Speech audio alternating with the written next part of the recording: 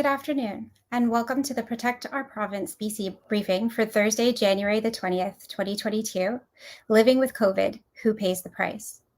Protect Our Province BC is a grassroots group of physicians, nurses, health scientists, health policy specialists, and community advocates working together to keep British Columbians safe and end the pandemic.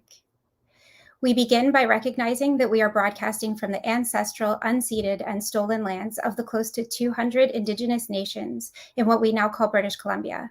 The stewardship and kinship of the First Peoples of these lands need to be acknowledged as providing the kind of leadership we seek. I would like to respectfully acknowledge that I am speaking from the ancestral stolen homelands of the Musqueam, Squamish, and Tsleil-Waututh peoples. My name is Jacqueline Ferreira, and I am a rare disease, disability, and inclusion advocate. During today's briefing, we're going to explore the impacts of the pandemic on different vulnerable populations, which are often not brought to light. We recognize that there are many at-risk populations and are attempting to represent a cross-section of their experiences in these stories. In BC, we don't collect data on racialized, disabled, or other vulnerable communities, but we see from the jurisdictions that do collect that data that they are the communities bearing a lot of the costs of inaction and letting the virus continue to spread. In BC, we also don't fully acknowledge how the virus is spread, and therefore our layers of protection are not strong enough. Some examples. We have learned from other countries that people of all ages with developmental disabilities are 3 to 6 times more likely to contract COVID and 3 to 10 times more likely to have a severe outcome. And disabled people in BC are no different than their peers in other places. Not collecting this data means that our local response isn't nimble or equitable. For example, people in BC with Down syndrome were not considered clinically extremely vulnerable by BC standards, even though they were in other places, and therefore weren't prioritized for vaccination, so had to fight to receive their vaccines ahead of the general public. Lack of data also means that last spring, affluent neighborhoods in BC with lower case rates received their vaccinations ahead of less affluent areas that had extremely high case rates and test percent positivity, and would have benefited from an earlier focused vaccination drive. It means that those who are at risk are unable to make informed risk assessments to protect themselves, and that is especially evident in schools, where the lack of data and layers of protection mean parents aren't informed of cases in their children's classes, and mitigations to effectively prevent spread aren't in place, putting at-risk kids at further risk or forcing them out of their schools. To touch on these topics and the choices vulnerable people have had to make to try to protect themselves, I am joined today by 3 fierce fellow advocates: artist, writer, lecturer, disability advocate, and National Arthritis Society Ambassador Sharona Franklin, patient partnership specialist, Isabel Jordan, and Indigenous governance consultant and film producer Marianne Brown. Welcome, everyone. Thank you. Great to be here. Thank you for joining us. So I thought we would explore a few topics, some to what I just talked about in the intro. And I wanted to actually start with discussing what some of the choices that you and your families have had to make as clinically vulnerable people in order to keep yourself safe. Isabel, did you want to go first? Sure, yeah. So just to give a little bit of background about our family, I have 2 kids, one that's out of the school system, he's 20, but he has a couple of rare diseases and needs to be kept safe from COVID. So we're very cautious in our family, and for much of the pandemic, I've had just a bubble of 4, the 4 of us. And our daughter, who is 17, was in grade 11 last year and grade 12 this year. And our biggest place of concern that we can't control ourselves, my husband's worked virtually, I've worked virtually, we've been very lucky, has really been in the school. Once the kids, at the initial part of the pandemic, when they went virtual, it became clear that online asynchronous learning didn't work for her. It was very she went from a kid who was super engaged in school to struggling a lot. She needs that synchronous learning. But when they went back to school, it became very clear that it wasn't safe for her to be there. And she needed to stay home, but she also needed the synchronous learning, which wasn't provided. So she was really, and we were really put in the position of needing to decide whether to prioritize her well-being in terms of her educational goals. She wants to do a double degree in university. She was a 90 plus student. She wants to be with her friends, and prioritizing her brother's health and safety, and also her mental health of the fear of bringing something home that's going to harm him. And what's ended up happening is that she really lost her academic year last year, um, and then this year as well. And we tried to encourage her to be safe, and we provided an N95 mask for her and tried to keep her as safe as possible. But it became clear that the situation in the school wasn't safe. Masking wasn't enforced properly by students don't mask properly, even some of the staff. So it really it's affected our whole family. It's affected her terribly. It's affected her brother because he feels bad, and it's just a lousy situation to be in. We can relate. Just as a sidebar, which I hadn't noted, is that our kids haven't been at school for 74 days. So I understand, and we often say that they're paying for their health with their education. So they're paying for one human right with another, which is incredibly unjust. It's a terrible decision place to be in. And, I also want to say, like, her teachers are trying, like, they're trying to provide, but they have no resources to support her in the way that she needs support. Yeah. And what about you, Sharona? What have you had to do to protect yourself? Yeah, I'll introduce myself. I'm a disability advocate and writer, and I'm also an ambassador for the National Arthritis Society, although a lot of our programs and fundraising we've just completely had to delay due to the pandemic. But I grew up with multiple rare diseases, one of them including Still's disease. Um, and yeah, since the pandemic, I was living in social housing, but I have some vascular diseases and heart disease and blood diseases. So there was smoking in the building, and the building just really wasn't safe. There was also mold. So I moved, but I couldn't afford to stay in Vancouver. So, because I needed to move immediately when the pandemic hit, I was really worried. So I moved to the Kootenays, which was really difficult because I needed to see my cardiologist and my neurologist. So then I had to move back, and just like dealing with housing insecurity throughout the pandemic has been really difficult. I specifically use a walker and sometimes a cane on my better days and sometimes a wheelchair on my worst days. So finding a home that I can leave on my bad days has been really hard. I haven't had an accessible home for over 2 years now. And I apply for multiple places every week. It's just really difficult because to find a home to be safe when you are already vulnerable, like I can't live with peers, I can't live with strangers who aren't aware of like immunosuppressant medications and all these types of protocols. But also I have to put myself out there to ask landlords and renters, hey, is this wheelchair accessible? Is this walker accessible? And they usually just never reply. If they don't say no, they don't say anything at all. I haven't had a single person in the past 9 months say, yes, it is. Would you like to come view it? So it's been really difficult. Hard to find a safe space. And then compounded Yeah. by, yeah. And like the stress of it, like I've been currently living in housing that had mold, rats, flooding. I haven't had heat all winter. I had pneumonia and now I have COVID. And like dealing with the tenancy board has been really they stopped taking calls. I don't know if anyone's aware of that, but they stopped taking No, I wasn't. calls. They also, the First United Church stopped advocating for tenants. Um, and basically, like, as far as work goes, I've had to turn down multiple exhibitions, international exhibitions, one in Copenhagen, one in London.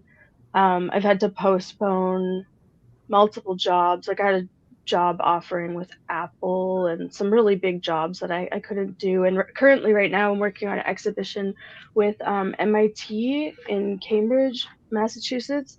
And the exhibition's been postponed 3 times and I'm not able to go because I'm just recovering from COVID. So we're sending a person in place of me to install the exhibition. But I was supposed to do a 3-week residency on site there, So it's been pretty difficult, yeah. But I'm also kind of used to it. Like I missed most of my early education and most of my high school. I didn't graduate till I was 27 just because of similar issues. So it's really interesting because I feel like I've been trying to explain immunosuppression for so long and how serious infections can get, like something like pneumonia or bronchitis can get so serious, you know. But now the whole world is discussing it, and I hope that it perpetuates change because dealing with decades of these similar issues, it I feel like we're really not there yet. Yeah, there's still a really big lack of understanding. Marian also brought something like that up, that, there are people who, and I'll let her speak to it, but like the people that had to like mask and be extra careful beforehand, right? Oh, yeah. Marian, if you wanted to speak to that and also introduce yourself. Yeah, I am Marion Brown. I'm a Gathafla from northern British Columbia, which is a 13,000-year-old plus village on the mainland to Haida Gwaii. Um, I am also I'm a perpetual student. I've just recently graduated with my MBA. I've taken courses at uh, Arizona, the University of Arizona, and I'm currently attending Harvard Kennedy to do my public leadership credential and shopping around for a place to do my PhD. Um, the issue I've dealt with during the pandemic is that I have a condition called pulmonary hypertension. Um, so one of the things my family and I discussed right off the bat was if I catch COVID, I die. That's it. There's no ifs, and, or buts about it. There is just no way that I would be able to navigate that. Um, I am now sort of at the end of the medical therapies that are offered for pulmonary hypertension. Um, After this, I go onto a heart lung transplant list, and in all likelihood, I won't be able to do that just because most people who get on that list uh, don't don't actually get a transplant. My family has done an amazing job as far as protecting me and the rest of my family and everybody in my circle. So I'm a little bit different than others on this panel, as I don't have any children in school. So, we've taken out that variable of, being at risk because they're not protecting our children as well as, we think they could be. But I live with, my circle is roughly 8 to 10 adults. And so one thing we did at the beginning was to decide what our values are or what protocols we would follow. So of course we'll follow any provincial guidelines, COVID protocols. Uh, we'll follow industry protocols because, when you have 10 adults working in various industries. But the biggest one is that we've realized that our personal safety is our personal responsibility. So we have denied ourselves a lot of things, even when the provincial government said it was okay to go out and do. And we would have family meetings around, whether or not we even felt safe for somebody within our circle to go to a movie. Those were just Yeah. conversations. It didn't mean we always agreed on it. We had a lot of heated conversations, but we decided to move forward as a family because to protect all of us, we all had to be abiding by the same rules. Yeah, I think But that's an as important. far as wearing the masks, because I have a heart lung condition, I was living in N95 masks anyways. The summers in Vancouver are horrid. The air condition, the condition of the air quality is just, it's something that we had to learn to live with anyways. So when I look at, having to live in this mask, I'll be doing that for the rest of my life, regardless of what happens with this pandemic. I have made a lot of changes in my life, despite the pandemic. So what we found is that a lot of the values that we had prior to the pandemic has actually strengthened our family going into this. Which is, we talk often about how the pandemic has exposed the cracks. There were so many cracks in our society, and the pandemic has either exposed them or blown them wide open. But it's really wonderful when you hear that you've created a community where, like, yeah, the cracks are exposed, but you've, you know, doubled down on protecting each other, which is really important and something that, like, I would wish that we would achieve as a society, because I think, you know, we have to get to the point where we care for each other. This is how we get through this. And right now, I think on the whole, we're not doing that. But I feel like that's a wonderful example of a way that you could do it. Like, it might not be easy. Like you said, you had heated discussions around the table, but in the end, taking care of each other is what won out, right? Well, yeah, and actually, you know what? We had a few discussions at the beginning of the pandemic. So, having my family, I have 8 adult children. That's a bit of a long story. My husband and I are decided at the beginning of our marriage that we will raise our children traditionally. So, what Indigenous people do is my sister's children are my children, and my children are my sister's children. So they always have to answer to 3 moms, and you know, they keep them all in line. But the conversations we had was, yes, this pandemic, if you have an issue, this pandemic will magnify it. So if you have an issue with mental health, it will be magnified. If you have an issue with home security, you know, insecurity, it will magnify that. If you have an issue with food insecurity, it will magnify that. If you have relationship issues, it will magnify that. So if you're able to address the issues before they even become an issue, it makes it a little bit easier to approach it as a community, because we've already made decisions on how we would respond to it. So for an example, one of the things we did was my daughter did all of our shopping for a year and a half. She would go out and buy her groceries, and half the time it would be going to win the curbside pickup. So you order everything online, you drive your car up, open your trunk, and they put everything in there. You don't necessarily get the best quality foods, but it was definitely a healthier option to going into a store and potentially exposing yourself. But you know, part of what we did was in approaching this as a family, that she realized at the beginning that the food, you know, the grocery shelves were becoming empty. And when the pandemic, when they first shut everything down, we were in early in the month. We, because we have been trying to develop a community in Vancouver for Gitlatla, we knew there are a number of people who are on limited incomes. So my daughter kind of jumped on board with, okay, let's buy as much as we can. Not for us, but so that we can create food packages to drop off to people who didn't have the time, or the money rather, to go and purchase the things they needed for the month. So yeah, we jumped on board with the whole toilet paper thing.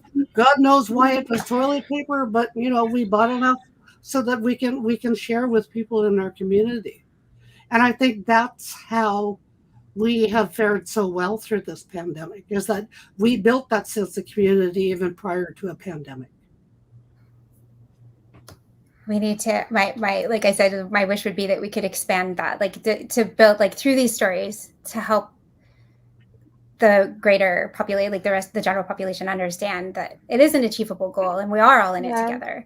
We really don't do that. Like, we don't, like, as a society, I think we've just become very, like, very self-centered, and we complacent. don't do that. So yeah. I've found that, like, my mental health has significantly declined because it already took me a long time to have a level of trust and safety being on for immunosuppressants. And just already, like, before the pandemic, I was in droplet precaution in the hospital, like, and I had to leave school and stuff. So I was already really cautious about who I had in my home and who I had helping me get groceries. And I already rarely was able to go get groceries and things for myself. But then when the pandemic hit, like, I became extremely cautious and concerned and paranoid, and it just felt very chaotic having people, because I live alone. Having people in my home felt really frightening. Because I don't go anywhere. Uh, yeah, I haven't been to, like a restaurant or anything. I in Vancouver for years, or like a grocery store. I do grocery delivery, but also there's just so many things that are happening that are targeting vulnerable people. Like, I know Instacart marks up everything pretty significantly. They even state like this is 25% more Yeah. than in the in-store prices. So there's like maybe some concerns and paranoia coming from that, where you feel like you just don't know what corporation to trust. You don't know who really understands immunocompromised protocol.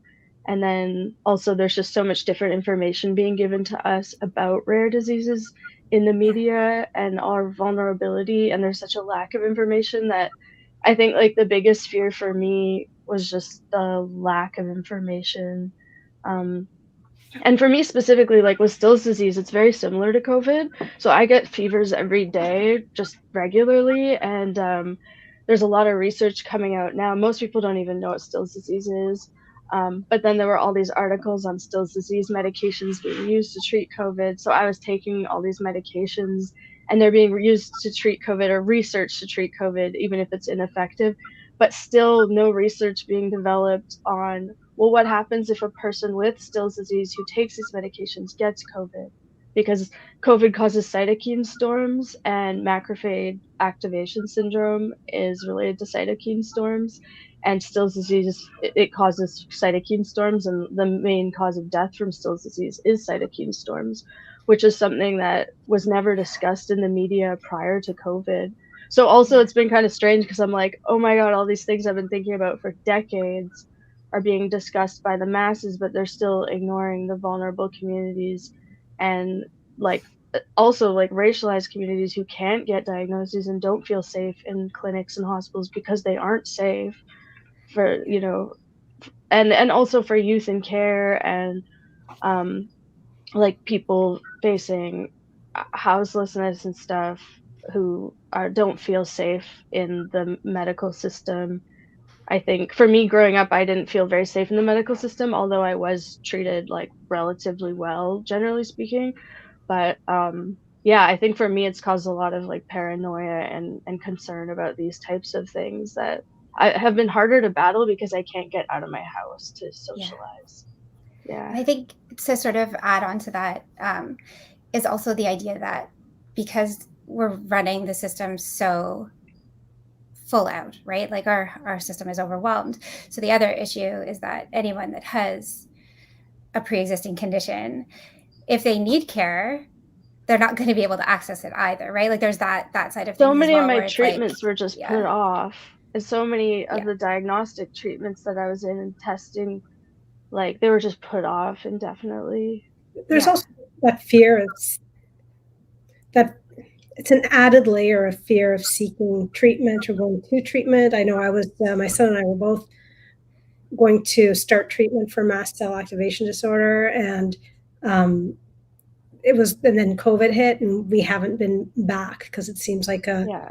like we've lived with mast cell this long. Let's just put it off a bit longer rather than have an yeah, extra exposure. And for people like my daughter who have a real, that have medical PTSD already, who have real difficulty about seeking healthcare anyway, yeah, it adds another layer to that, yeah, which is hugely Yeah. dramatic. yeah, It's a challenge in our life for sure.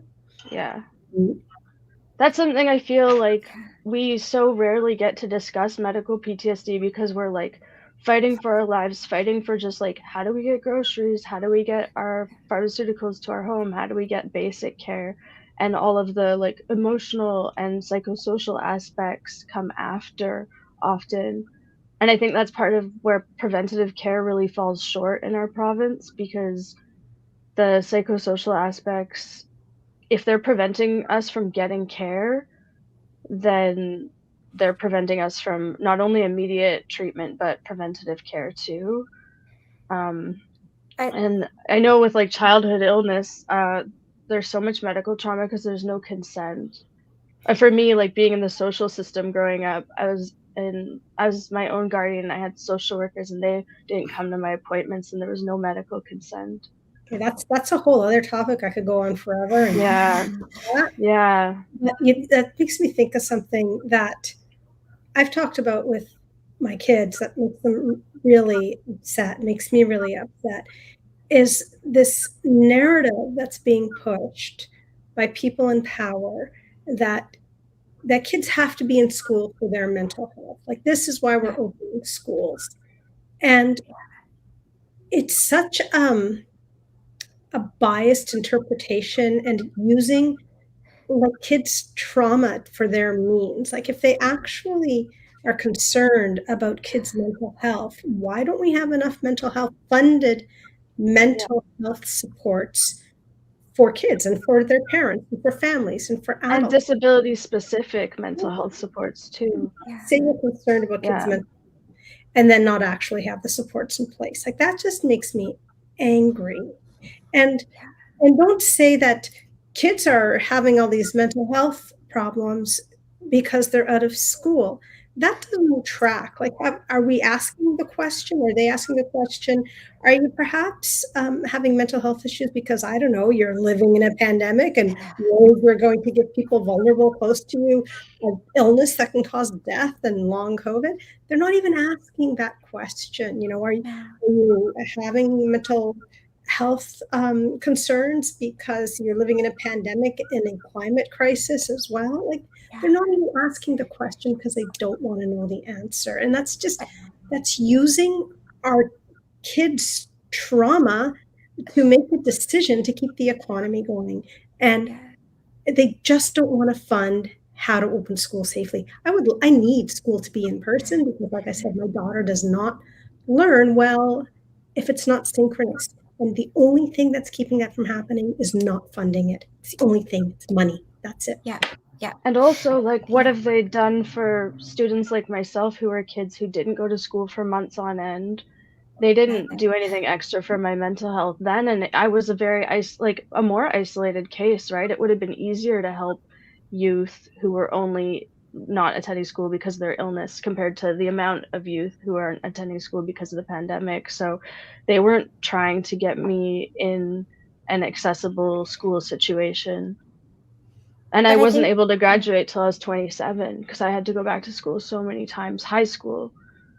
I think the other thing too is that, and it's, I know that I brought it up, I think, on the last session, and I've spoken about it publicly, but also that what their response does, like, so they yes, they are children, but I'm going to say that we infantilize the children. Like, we presume incompetence, that our response presumes that the children are incapable and they don't understand. And when my 9-year-old looked at me and said, but they said fewer faces, bigger spaces, and wear a mask, and they're not doing that at school, why won't they protect us at school? Like, what does that do to her mental health? She thinks that the people in government and the people, you know, that they're supposed to be protecting, you know, and that's what they say they're doing, but their actions are not actually protective. And so we have this generation of kids right now that understand that their leaders are not protecting them. And what does that do, right? Like, obviously we're working to, like, you know, we're working on that with our kids, but like Isabel said, and like you said, Sharona, like, the mental health supports in schools are pretty much non-existent. Like, most schools have one counselor for a part-time per week to speak to like hundreds of kids. And they're not specialized. They're not. And they only added $5 per student to the funding this year to fund supports for mental health. So $5 per student isn't really a lot, really. Like, so I just, the idea that they're weaponizing the mental health while also deteriorating the mental health and not actually investigating has been very, it's been very frustrating, and it's been really hard to witness as a parent, because you want to protect your kids and you want them to believe that the world they live in is, you know, great and protective, and really it hasn't been. And you can't just say kids are resilient. You can't just, like, they learn to be resilient through experience, but this is a long trauma, right? Like, and I know that there are other traumas that that's also a statement that's used against a lot of marginalized communities. Yeah, Yeah. You know, it's often an excuse for putting people through unnecessary harm, totally agree. calling communities resilient who are already super vulnerable. Yeah, systems need to be resilient to protect people who are vulnerable. Saying that people are resilient, I think, is a cop out for ignoring. Yeah.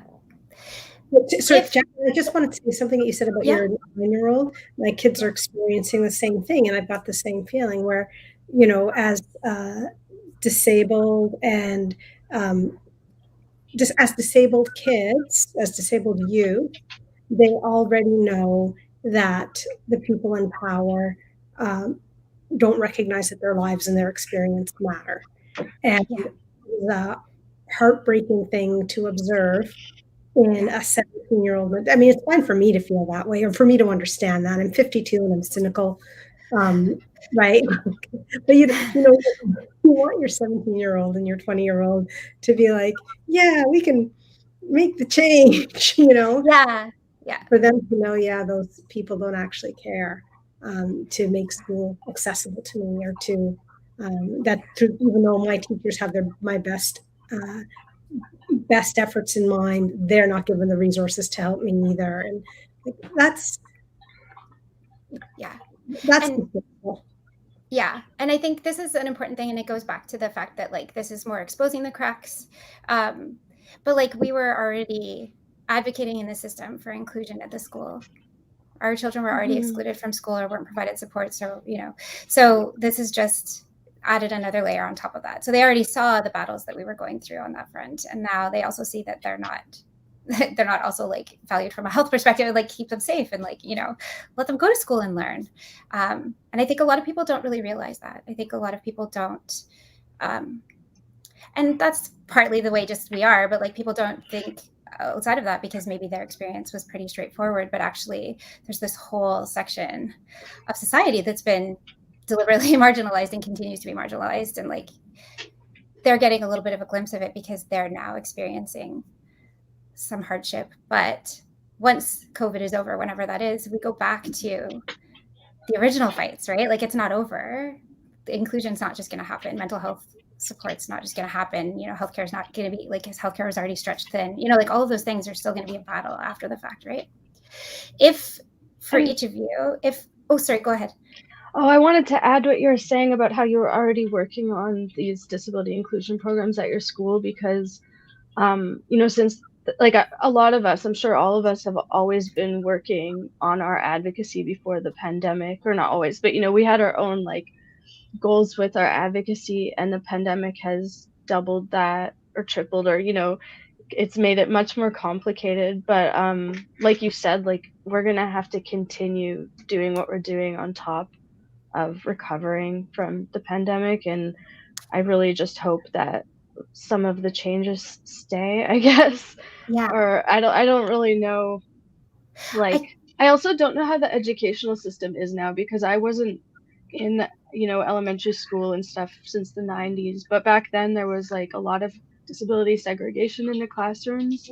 In high school there was like a separate room that I went to, and I don't know if that's the situation now.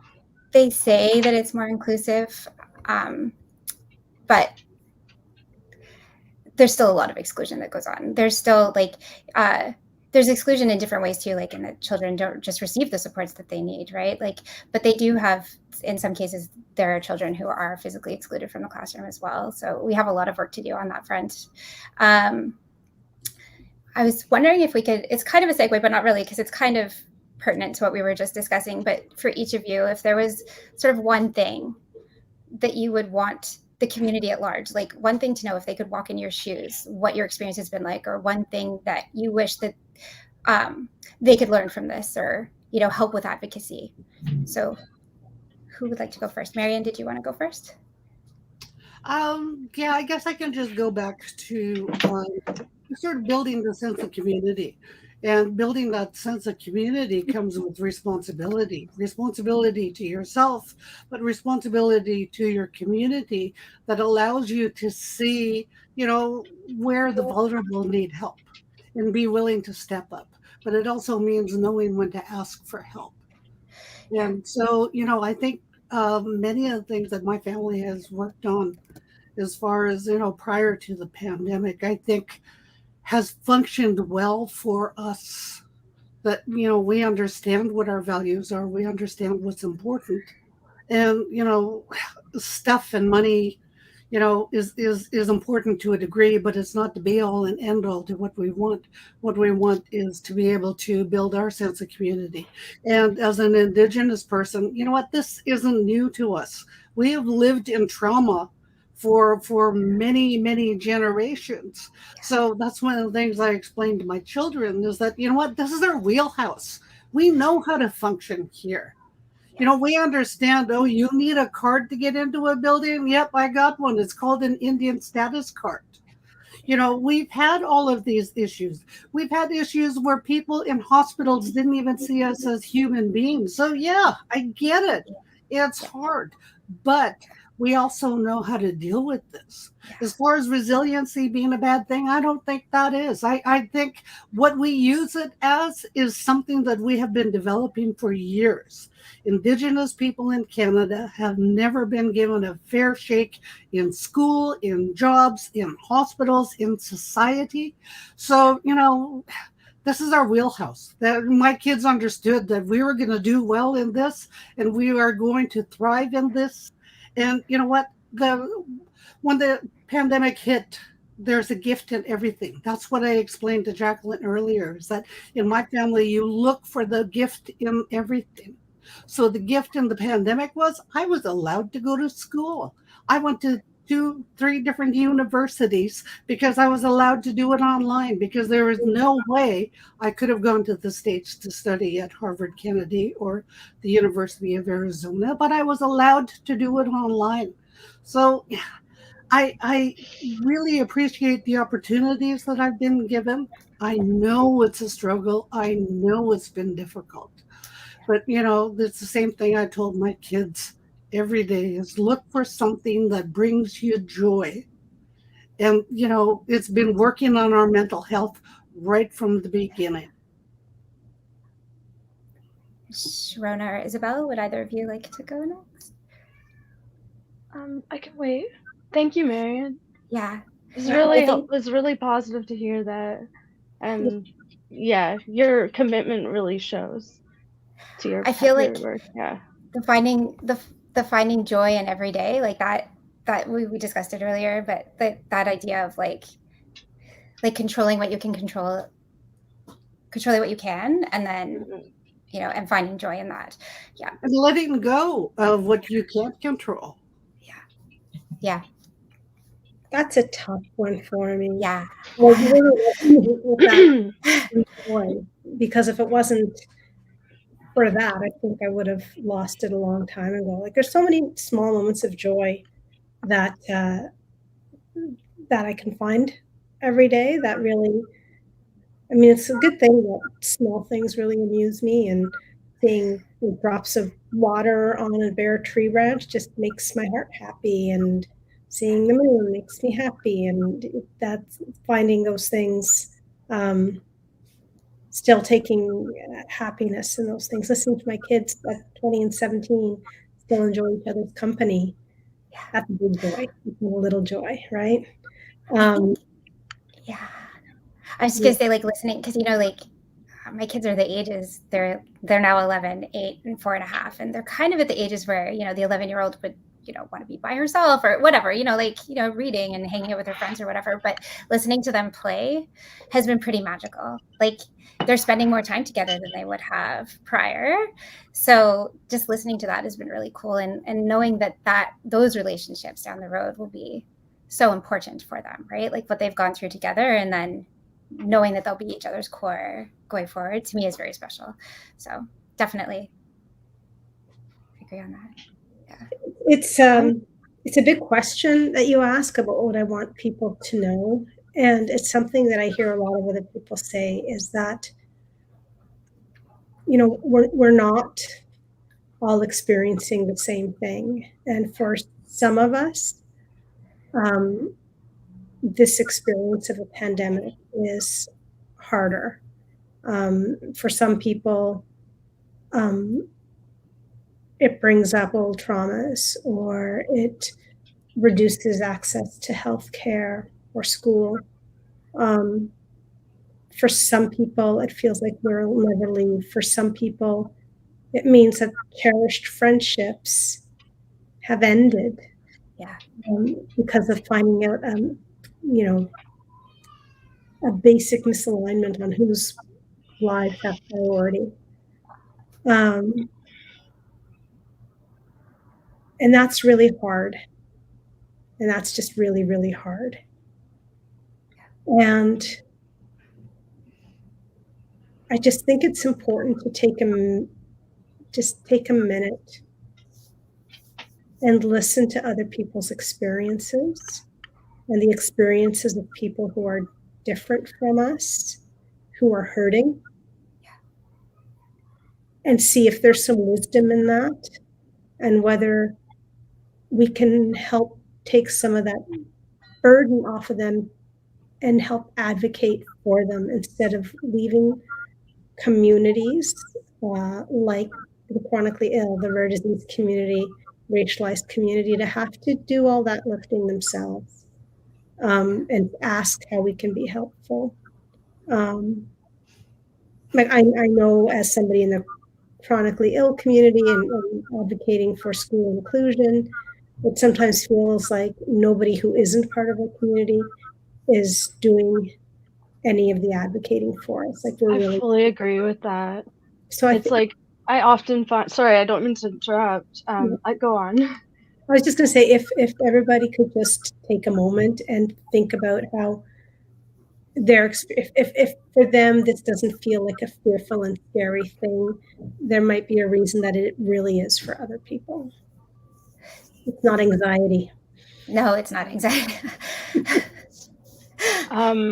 Yeah, I totally value what you're saying, and nowadays, like when people approach me or seem extra interested in what I'm doing, and if they haven't disclosed that they have any type of illness or disability, the first thought I have is, I wonder who in their family is sick, or I wonder who in their family or I wonder what loved one of theirs has faced this, because almost always the people who reach out to me have been personally affected. And I don't know if that's just a comfort level where people feel that they have a comfort level with the situation and that's why they reach out, but it's not as often that people who aren't personally affected by this empathize. And I feel like the one thing that I really wish people would understand is that there's such an illusion of care happening in our province for racialized communities, for vulnerable, chronically ill, disabled communities. There's such an illusion of systems in place, and what, like you were both saying, is it usually comes down to people, not the government, who are looking out for each other. And I think that illusion is more harmful than anything, because unless you're in the medical system or in the in the educational system with disabilities seeking support, you don't really know how those care systems really work. And so a lot of people who aren't in those systems assume that those systems are working fine. And especially for rare diseases specifically, like there's not a lot of research, there's not a lot of treatment options. I think all of us have realized we're at the end of most treatment options, and it's just about making the best of each day with what our bodies are doing. But then again, there isn't a lot of like home care supports or things like that for people in these situations. So I really wish that there was more advocacy happening by non-disabled people for disabled housing, you know, disabled mental health programs. Like also, I don't see why there can't be hospitals and treatment centers that are specifically safe for racialized communities. Like that seems like it could make a really big difference, because I think like the most horrific stories happening at the hospital are happening to racialized communities. Um, and yeah, there I don't see enough initiatives for like the like for supports for those specific groups. I don't know if I'm being clear. No, it's okay. I was just thinking about sort of like compounding sort of everything that all of you have sort of said, like about, first of all, the illusion that we're protecting the vulnerable when vulnerable people are saying we're not protected and not being heard. But I think one thing that happened, and it gave me hope, but the cynical side of me was like, maybe don't get your hopes up too much. But like in August of 2020, when all of a sudden all of these parents were like, oh, we didn't realize how bad schools were for kids who are at risk. We didn't realize how unsafe, like, oh, whatever. And they all became this voice for like making schools better.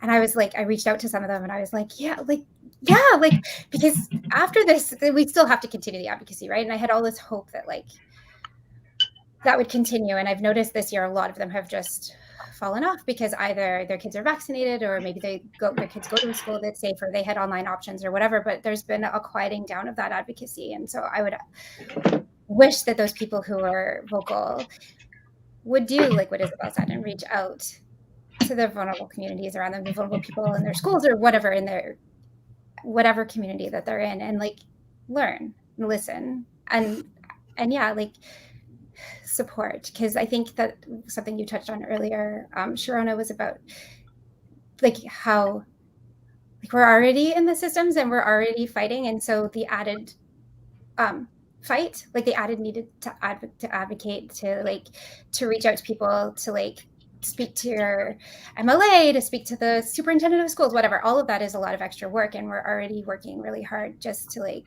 survive. So just having people that have that capacity. Can I just add something to that too that I think about a lot? Is like my family in particular is in a really privileged position. I can stay home, and I mean, my husband is mostly working from home. I only work part-time, and I can do it all. I have to do it all online. And so I can help my daughter as much as I can, even though it's not really working. But I'm white. I speak English.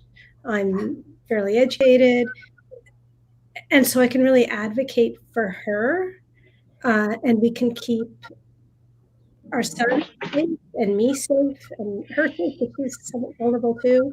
Not as much as Zach or I, but there are so many families that I'm sure in the same position where there's somebody vulnerable, whether it's a sibling or a parent or a grandparent in the house, who have no choice but to put their kids in these unsafe schools. And to be really clear, these schools are unsafe. I hear stories from kids all the time about how, people aren't wearing masks, and kids are going back to school with their parents COVID positive because people are trusting that what our leadership says is the right thing to do, because they don't have the benefit of like having an epidemiologist on speed dial or on Twitter to say, hey, is that okay? And I'm saying, no, that's super not okay. And so there's people that the situation that we're avoiding that sucks for us, for our daughter, is at least we're safe physically, right? Yeah. And there are so many people who are not in a position to advocate that way or to do that. Yeah. Are literally in harm's way. Yeah. And this is why we need others to say that's okay. Yeah. And also advocates who are doing the work, like when we get critically ill, sometimes we need to step back, but that can be sometimes when people need to step up. Yeah. I found, but I've noticed also there's an extra pressure where a lot of people have reached out to me since the pandemic, and they're like, what do you think about mRNAs? I take RNA antibodies every single day of my life, like I have for years. And I've taken chimeric treatments and all sorts of antibodies for the past 20 years. And all the advocacy I did prior to the pandemic, I didn't really have people approaching me. So there's also a lot of expectations on advocates now to speak to non-disabled people about what's pertinent to them. And I just kind of say, like, no, I don't want to discuss that, because like this has been something involved in my life for a really long time, and I've had to navigate it alone for a really long time.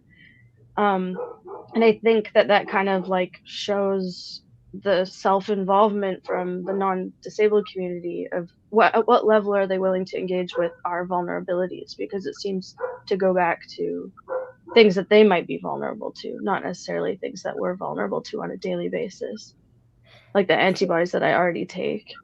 Yeah. I don't know if that makes sense, but like I Yeah. just have found a lot of hypocrisy in the conversations that I've been met with. Also, like people asking me, I'm triple vaccinated. I was boosted early, but um, people ask me about that. But they were vaccinated all through high school, but I was immunosuppressed all through high school and elementary school, so I didn't get vaccinated growing up. But they're not asking about those vaccinations. They're asking me about these current vaccinations, but they've been vaccinated multiple times in the past. So again, it's just pertinent to their immediate interest and how they're not really considering our whole picture of our lives as the vulnerable and what that looks like. And I really want that to expand, and maybe see some more vested interest. And I often think of this term like incentivized disability accessibility, because like it really needs to be incentivized somehow. I don't know how that would work, but it's something that pops into my head. I think Brenda Hardy, she's a doctor, she's one of the physicians on Pop BC, and she said something really pertinent to that, where it's like you're holding up the mirror to them, right? When we're doing this, we're holding up the mirror to society and causing them to actually like look and hopefully be introspective. And something else that I think a lot of people don't consider is that, you know, something like 40% of the population has a pre-existing condition, and a lot of them don't know it because they aren't diagnosed because of the way the health system is, right? So I think it's probably also a little bit of fear that, like, you know, some of them don't know. The ones that maybe know there's something wrong but they don't know what, it's easier not to open their minds to that, right? Like, so, but yeah, like calling people in and engaging them, yeah, like opening the dialogue, getting them to come in and start talking to us, right? Like talking to people. Yeah. I think there's so much pressure and there's such a lack of funding in the medical system here that it's hard for patients to feel safe, especially like racialized or marginalized communities to feel safe. And then also there's so much tension on the doctor's side, and there's everything's so rushed too. So like Yeah. I find for myself, even it takes me a while to warm up to talk about my body to someone. And the way the medical system is, family doctors have 9 minutes, right? In 9 minutes, like if someone is already feeling um like unseen in the medical community, it's 9 minutes is not long enough to open up about your daily lived experience. And like not so many people being undiagnosed or misdiagnosed is such a problem because they didn't make it to the CEV list and they didn't get their boosters, and that's just like a whole other issue. But also I just wanted to bring up the fact that like the clinically vulnerable got their third booster, and I was told I needed 4 to be protected, and they rolled out the third booster for the general public before they protected the vulnerable. I have the same amount of boosters that non-CEVs have. Yeah. So I don't really understand how like the government keeps talking about protect the vulnerable, but then they're giving the same amount of boosters to the general public as the vulnerable. Yeah. There's been a lot of like actions speaking louder than words, I think. Mm-hmm. In this, it's been really eye-opening to witness that. Like, yeah. Yeah, I'm obviously super grateful that I was boosted and I had these resources, but I definitely think of all the people who just aren't being addressed in this, and are like extra vulnerable and don't feel safe enough to even seek care, or just don't have the resources, or are like working so much for their families they can't take time off to go get a booster or go to the doctor. Yeah. I feel like we could probably talk for hours about this, but we've kept you now for almost an hour, and I'm really, really so grateful to each of you for taking the time today to speak with us. And I just, sorry, I totally, brain fuzz sometimes. I just want to remind our viewers, and also, first of all, thank them for joining, but also remind them that they can go to our website, Protect BC, and check out our social media channels for resources and links to our previous briefings. And as always, a reminder that if we protect the people around us who are most vulnerable, everyone in our communities will be inherently more protected. Make sure you're checking in on the people that you know who are isolated for self-protection and see how they're doing and help them if you can. Thank you again, and we look forward to seeing you next time.